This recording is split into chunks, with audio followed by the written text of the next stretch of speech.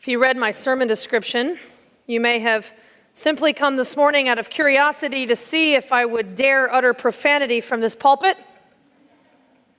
Maybe you were expecting me to move from the 7 Deadly Sins summer sermon series to the 7 dirty words that got Lenny Bruce and George Carlin arrested in 1966 and 1972, respectively. I hate to disappoint. Even though I know how many of you would not be fazed, and still others would frankly like me more if I were willing to go there, I will not be swearing from the pulpit this morning. Marlon, you can breathe.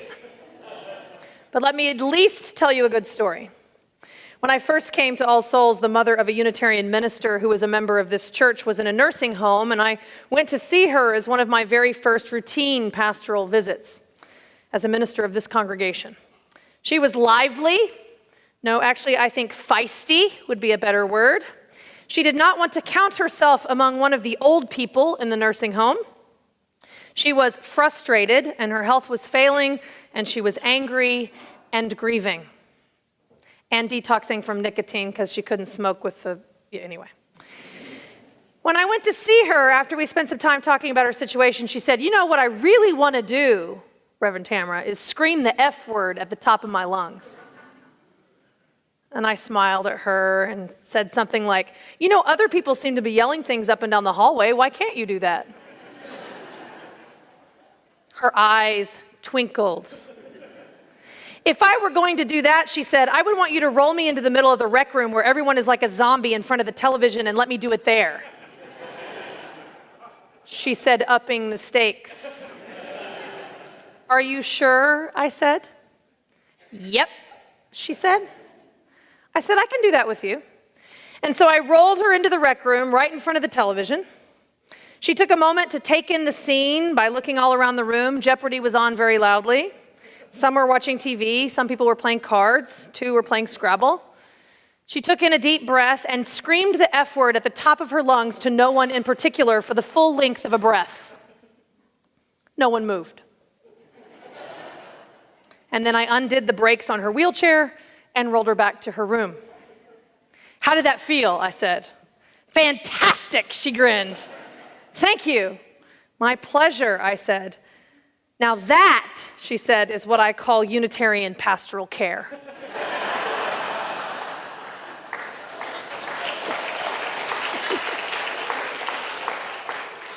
And all I really did was meet her where she was, right?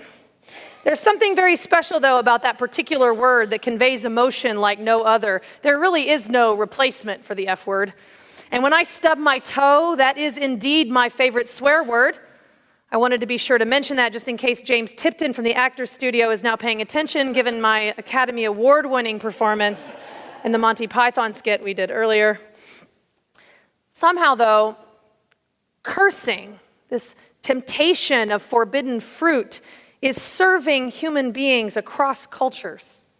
The term profane originates from classical Latin profanus, literally translating to outside the temple, and carries with it the meaning of desecrating what is holy. Profanity is for the most part made up of bodily functions and parts, or is shorthand for dehumanizing groups of people so that we don't have to care about them. And then there's also this category of swear words that shall not be spoken among polite company that includes oaths and religion used in the opposite way in which they were intended. Instead of praying to God, names of gods are used to curse or damn a situation or person. I was surprised to learn that in the Middle Ages, it was believed that swearing in a particular manner actually had the power to undo the work of the Eucharist, to undo the work of embodying Christ. Certain phrases that incorporated God and body parts, like swearing by God's bones or by God's nails, were believed to actually disembody or pull back apart the ascended body of Christ. Swearing, we have all known, is powerful. According to the New York Times columnist Natalie Angier, cursing is a human universal. Every language, dialect, or patois ever studied, living or dead, spoken by millions or by a small tribe, turns out to have its fair share of forbidden speech. Even Jesus uses profanity. In Matthew 12 and Luke 11, we read a story of Jesus exorcising devils when a few Pharisees put into words what everyone else is saying anyway, that Jesus is doing this exorcising by the power of Beelzebub. Jesus calls them hypocrites and a brood of vipers and rants on and on at them. So why do we swear? We swear to separate, to segregate, to define ourselves against. But we also benefit somewhat from our cursing. One recent study claims that swearing produces the positive side effect of improving our ability to withstand pain. I don't know how many of you watch MythBusters with Hyneman and Adam Savage, but they employed a technique commonly used by researchers called the cold pressor test to assess this claim. Participants anchor their arms in ice water until they can no longer tolerate the freezing pain. First, they do it while reading off a list of non-curse words, and then they repeated the process while swearing up a storm. Evidently, spewing expletives increases suffering stamina by a measurable average of 30%. So maybe there's a good reason to do it. And studies have also shown that swearing helps people bond, as does complaining. Try it sometime. Maybe the next time you're in a store in line and the line is not progressing and the person in front of you has not one but two carts overflowing. The person in front of that person is, can you believe it, handwriting a check. Do people do that anymore? When all of a sudden everything stops and the cashier flips a switch to make her aisle number start blinking. Price check on aisle 3. Or something's wrong with the register. Or she needs manager approval. Now you have 21 things in your cart, which is why you came to this line and not the 20 items or less lane, because you're trying to be good and follow the rules. Are you bonding with me yet? Has this happened to you, or maybe it's just me? And so as soon as that light goes on, okay, maybe I'll just own this now since it obviously happened to me this week. So after the lines all around me have passed through 5 or 6 people, I've been waiting in line for 15 or 20 minutes when the aisle number starts blinking and I roll my eyes so hard that they almost fall out of my head. I learned to do this as a teenager. And I let out this enormous sigh, and then I make eye contact with the person behind me who just has to be as irritated as I am, right? And I say, oh my God. And then there's some back and forth conversation between the two of us. Can you believe this? I always seem to pick the slowest line.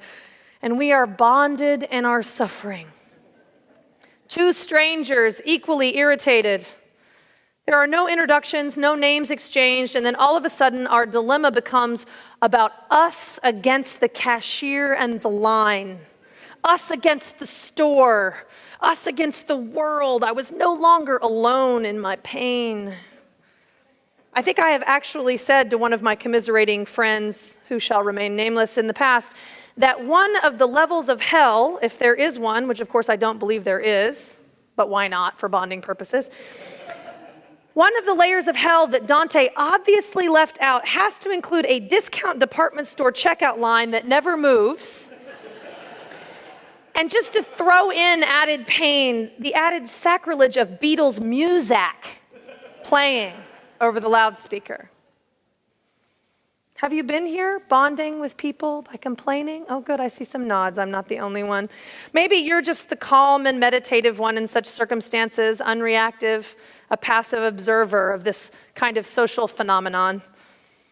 Now, God forbid if the person checking out ahead of us is using food stamps or just happens to be the only person of color in the line or is wearing his gay pride t-shirt. Because it has also happened on multiple occasions that my partner in misery, my buddy, my pal in pain, then assumes that I'm also on their team. On their team in making our common discomfort about class or race or sexual orientation, and uses a descriptive about the cashier or the person in line that cannot be repeated in the pulpit. And then we have a real problem. When it has cross this line, I am so often caught off guard. I think being here in this church has affected how I expect the world to be, how I so desperately want the world to treat each other. You know, I heard a story recently that just broke my heart about a word that I thought had actually made it clearly onto even the novice intercultural forbidden list, that I thought even in Tulsa, Oklahoma, if it's used at all, I would not expect to hear it publicly in what used to be referred to as mixed company. After the recent scandal with celebrity cook Paula Deen losing her show, and then the interview on CNN with Rachel Gentile, friend of Trayvon Martin and witness in the Zimmerman trial, rabble-rousing radio host Rush Limbaugh crossed the line yet again for ratings when he declared that the N-word, spelled by ending the word in an A and not an ER, is okay to say because it's not considered to be racist. And so he said it repeatedly on the air, and he encouraged his listeners to openly use it. Now, you know, after I read that, I was upset for lots of reasons, but I thought certainly no one in their right mind would do that. And then, 2 days later, after Limbaugh said this on the radio, my phone rang. One among us, an African-American female member of our church, was at the mall with her 2 sons near the food court when an older man, probably in his 70s, with white hair, wearing a plaid shirt and jeans, was coming towards her.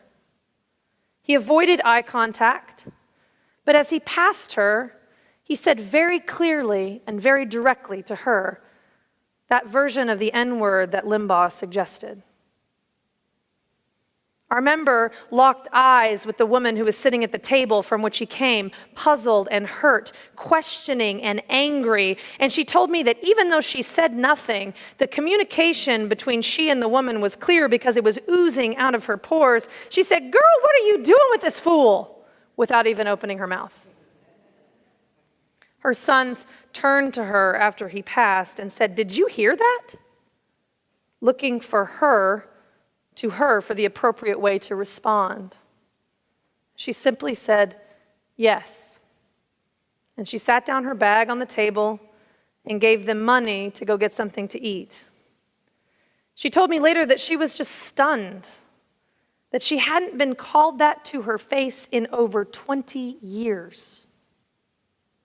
This was in a public place, in front of his wife, in front of her children, in 2013. A man who had lived likely through the civil rights movement, who was, I assume, very familiar with the historical and cultural impact of a white man like himself, saying this to a woman of color. It gives me chills. It gives me chills that someone would intentionally put that kind of hate speech back into the world, taking us 20 years backwards.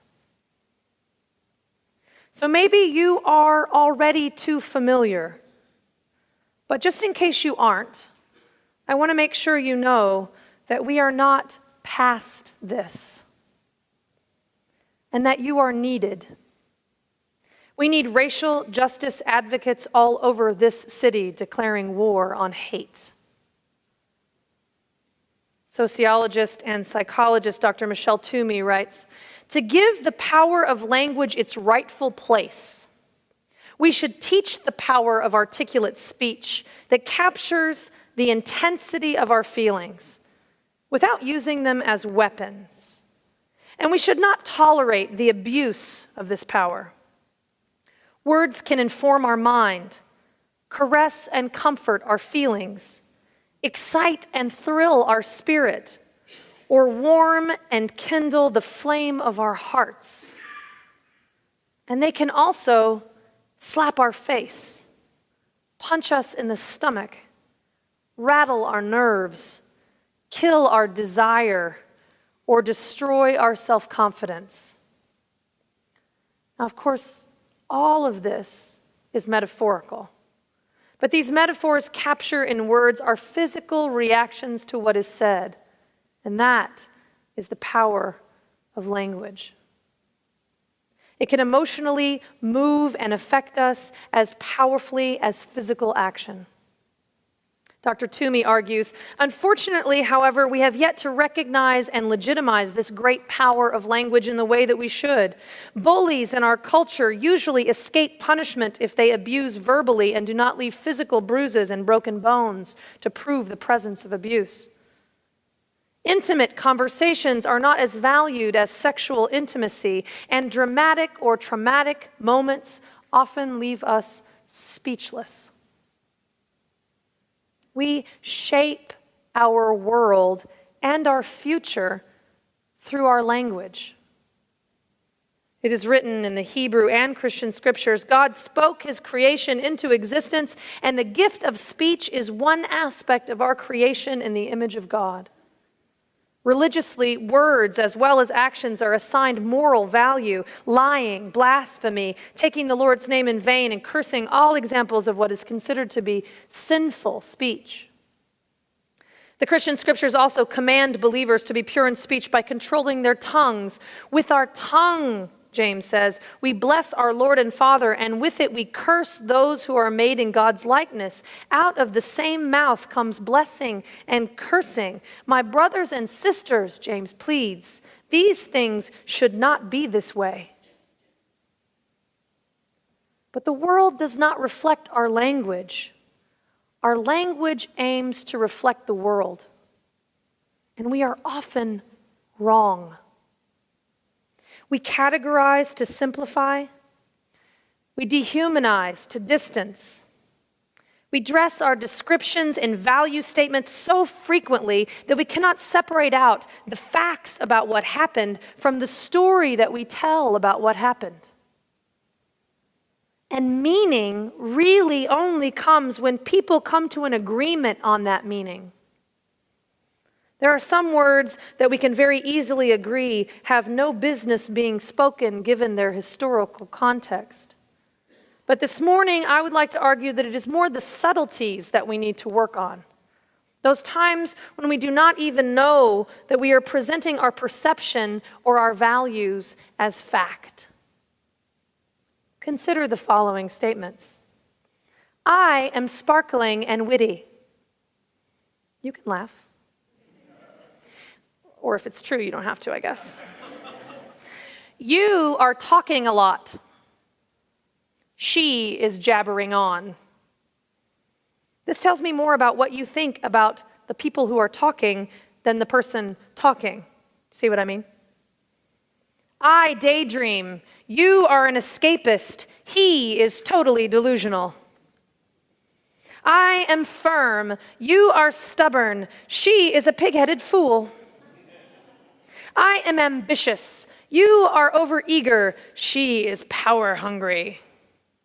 It gets tricky. I am a patriot. You are a zealot. He is a terrorist. In a society rampant with profanity, degradation, dehumanization, cynicism, pessimism, and violence, where the culture perpetuates separation, the act of defiance that I would like to hold up for you today, the act of courage and autonomy, the act of choice that does not perpetuate the status quo and that will affect the most change, my friends, is love. It is seeking to be more and more generous. It is assuming good intent even when you have to dig real deep and maybe even make it up to find it. The real act of defiance is paying attention to how we distance ourselves from our neighbor and a stranger. The countercultural message is that they are not all out to get us, but they are in fact us. The countercultural message is not stuffing our feelings or frustrations. It is looking directly into the difficulty and the pain and the angst, the struggle, and choosing to love anyway. I went to a workshop over the summer that was basically a 3-day intensive on social construction, which contains a lot of the ideas that we've talked about regarding language today. And I made a decision that day, a promise, an oath, if you will. I swore.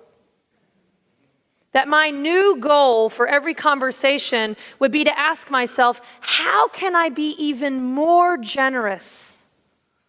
And how can we both, whoever I'm talking to, walk away from this conversation even more empowered? Imagine what that would do to your life if you were overarchingly always trying to decide, how can I be more generous?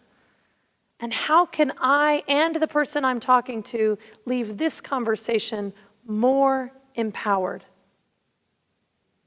What it would do to your life, to your relationship, to your family or coworkers, to the people at the store. If theologically we assert that everyone is both good and bad, and that every situation has both good and bad in it, then the power to change things for the good, the most defiant, radical next step to change the world, is when we use our power, our energy, our life to tip the scale, even if what we're bringing just adds 1%. Then we've moved the needle to at least 51% towards grace. When we choose to see through lenses of generosity and love, we impact the world by offering an alternative message. Despite the pain and suffering, life is worth it. Love is worth it. And when we join together in that way, we can transform the world. In Colossians 4:6, it's written, "Every word we speak should be gracious and seasoned with salt." Seasoned with salt. When I first read that, I thought, no, we don't need salt. That just adds hypertension. What we need is a little honey or some sugar. You know, one of my favorite flavor combinations is spicy sweet. So maybe we need a little jalapeno, a little candied jalapeno. But then I looked at this line a little closer, and if you see it in context, it's, "Let your conversation always be full of grace, seasoned with salt." And the verse ends with, "so that you may know how to answer everyone." So that you may know how to answer everyone.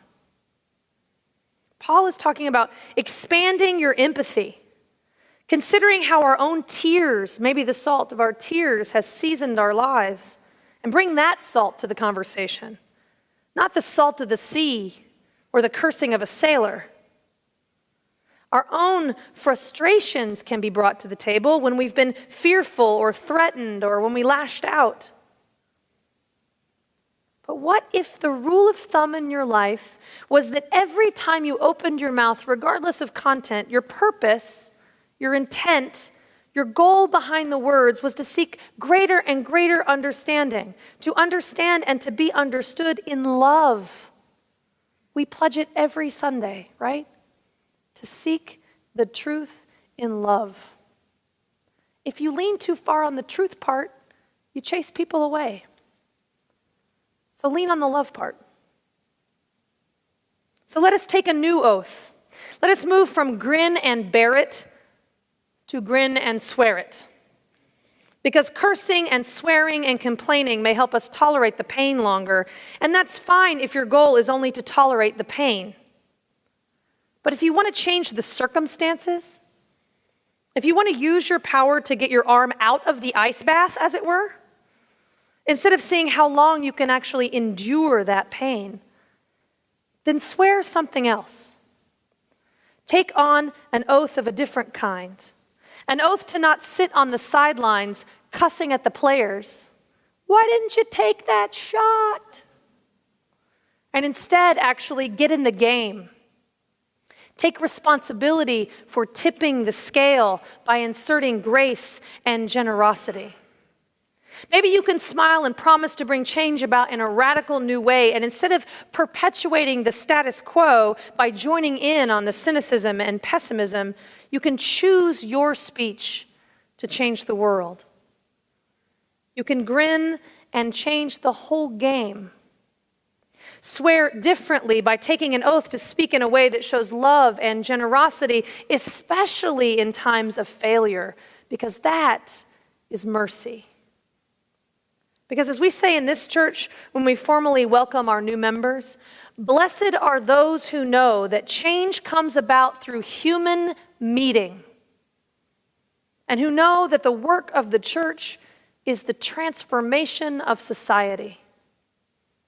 It takes relationship and understanding and mutual respect to get to creative solutions. All we do by complaining, all we do by swearing is polarize. And it only perpetuates the status quo. So in the grocery line, instead of separating from those who seen as the cause of my problem, which is so narcissistic, I might add, you actually get on their team as though you were responsible for making this experience a better one. You put your creative and loving mind on caring for the cashier and her frustration, on caring for the person holding up the line who inwardly is at the least embarrassed. You put your attention on the person in front of you with 26 items in the 20 items or less line because you too have made a mistake or have been in a hurry or have broken the rules. Maybe you smile or say something empathetic that conveys to them, I get it, I get you, I understand, or how can I help? Take a new oath this morning to choose a rebellious and awake path of resistance. Love, one that includes all souls. Amen.